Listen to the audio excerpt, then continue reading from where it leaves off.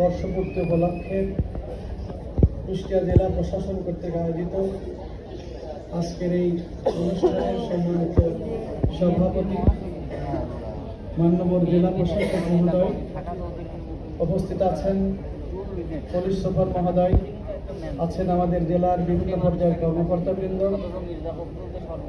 শহীদদের অভিভাবকবৃন্দ, সম্মানিত জুলাই যুদ্ধাহত সৈনিকবৃন্দ, সম্মানিত সুধীমণ্ডলী, সম্মানিত সাংবাদিক বন্ধুগণ, সর্বস্তরের অন্যান্য সুধীমণ্ডলী যারা আছেন, সবাইকে আন্তরিক শুভেচ্ছা, অভিনন্দন এবং সালাম জানাচ্ছি।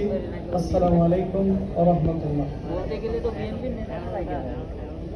আজকের এই দিন আমরা কুষ্টিয়ার মানুষ যারা সচক্ষে দেখেছি, মাঠে ময়দানে ছিলাম, আমরা মনে করি সারা বাংলাদেশি এমন উত্তাল ছিল।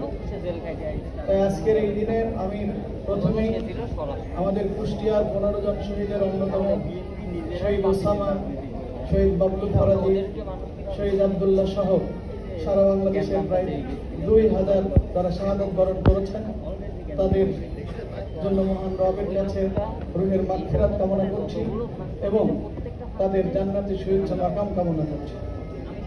আমার সামনে যারা যুদ্ধাহত আছেন এবং সারা বাংলাদেশের সকল শহীদ যোদ্ধাদের আমি মহান রবের কাছে যথাযথ সম্মান কামনা করছি। যারা অসুস্থ আছেন তাদের দ্রুত সুস্থতা কামনা করছি। সম্মানিত ভাইরা, এতক্ষণ যুদ্ধাহত সৈনিকরা কথা বলেছেন, তার বন্ধুরা কথা বলেছে, শহীদ পরিবারের পক্ষে তাদের অভিভাবকরা কথা বলেছেন, কোনো কথা এখানে নেই। আমি শুধুমাত্র একটা অনুরোধ রাখতে চাই, বিগত 16টি বছর শুধু আওয়ামী লীগ ছাড়া আর এদেশে অন্যান্য রাজনীতি